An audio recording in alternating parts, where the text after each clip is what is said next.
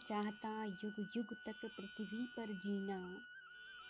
मैं न चाहता युग युग तक पृथ्वी पर जीना, पर उतना ही जी लूं जितना जीना सुंदर हो।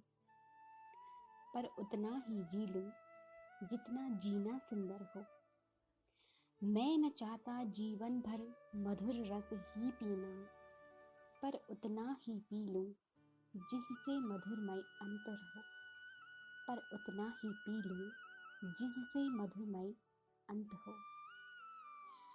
स्वर्गीय भूपाल सिंह व स्वर्गीय जानकी देवी के घर 20 अगस्त 1919 को जन्म हुआ एक अमर गायक, सरस्वती के वरद पुत्र, प्रकृति के कुशल चितेरे और हिमवंत के कवि का।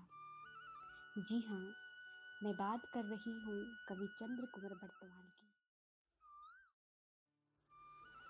कवि चंद्र कुंवर बरतवाल का जन्म चमोली जिले के मालकोटी गांव में हुआ था और मात्र 28 वर्ष की उम्र में ही 1947 में अपनी पहाड़ जैसी ऊंची रचनाओं को हमारी झोली में, हमारे दामन में अपनी अमूल्य निधि छोड़कर चले गए। लेकिन बस अफसोस इस बात का है कि आज हम उस सरस्वती के वरद पुत्र को याद तक नहीं करते हैं। कवि चंद्र कुंवर बरतवाल, जिन्होंने काफल पाकू जैसा अमर गीत गा करके अपनी एक अमर ख्याति इस साहित्य जगत में बनाई, आज हम उनके साथ न्याय नहीं कर सके, उनको उनका सम्मान नहीं दिला सके।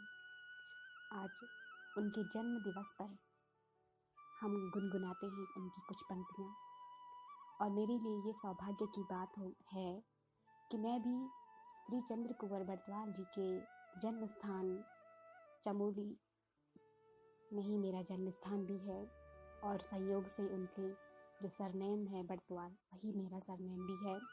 तो ये मेरे लिए व्यक्तिगत रूप से बहुत ही गौरव की बात है।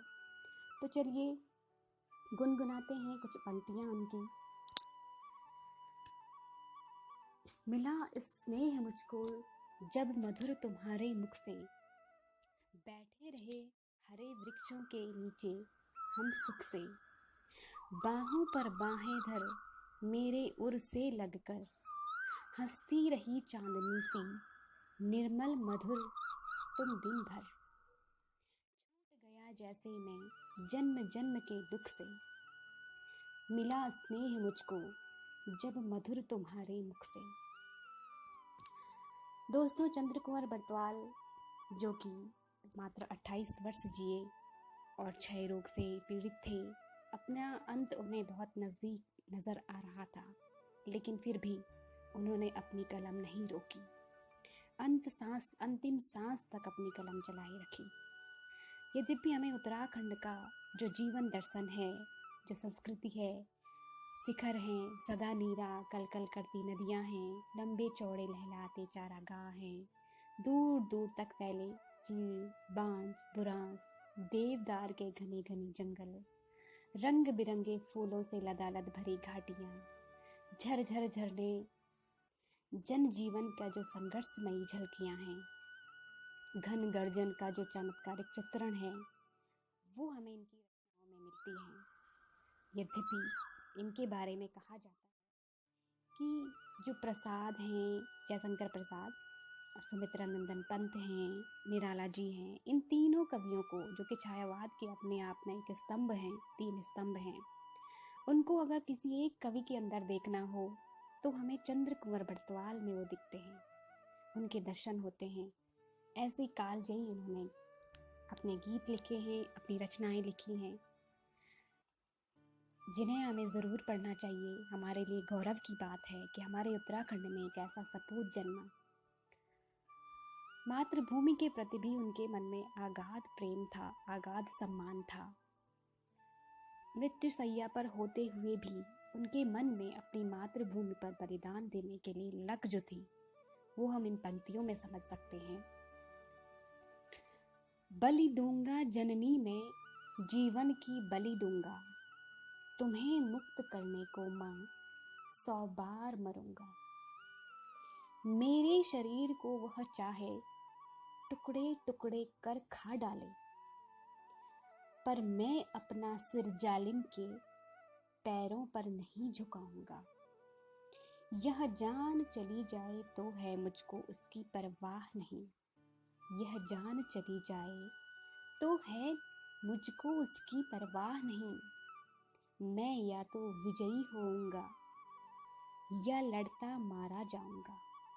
मैं या तो विजयी होऊंगा या लड़ता मारा जाऊंगा।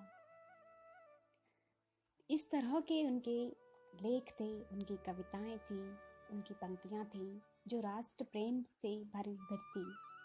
राष्ट्र प्रेम की भावना उनमें कूट कूट कर भरी थी।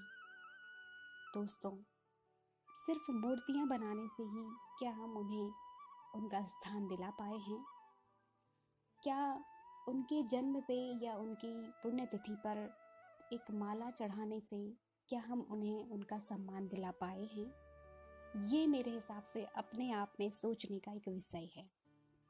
दोस्तों, चंद्रकुंवर बरतवाल उन कवियों में से हैं जिन्होंने अपना, कहते हैं ना कि बहुत कम बोला मगर ऐसा बोला कि जो अमिट छाप छोड़ जाए।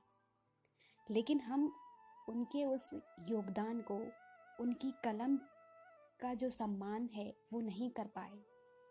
तो मुझे ऐसा महसूस होता है, ऐसा लगता है कि उन्हें उनका सम्मान मिलना चाहिए। आज हम उन्हें भूल चुके हैं। हमारे अंदर हमें ज़रूरत है उन्हें याद करने की, अपनी आने वाली पीढ़ी को ये सीख देने की, खुद भी उनकी रचनाओं से सीख लेने की। और ये तभी होगा जब हम उनको समाज में आगे लाएंगे जिन्हें हम हाशिए पर छोड़ चुके हैं, और तभी हम उनके साथ न्याय कर पाएंगे, तभी हम उन्हें उनका सम्मान दिला पाएंगे। तो ऐसे थे चंद्रकुंवर बरतवाल। काफल पाको उनका एक अमर गीत है जिसमें उत्तराखंड की संस्कृति का और जो यहाँ का वातावरण है उसकी हमें झलक देखने को मिलती है। ऐसे अनेक गीत उन्होंने लिखे हैं। आपसे दरख्वास्त करूँगी, आपसे प्रार्थना करूँगी कि उन्हें ज़रूर पढ़िएगा और उनका सम्मान करिएगा, उन्हें उनका स्थान दिलाने में योगदान करिएगा।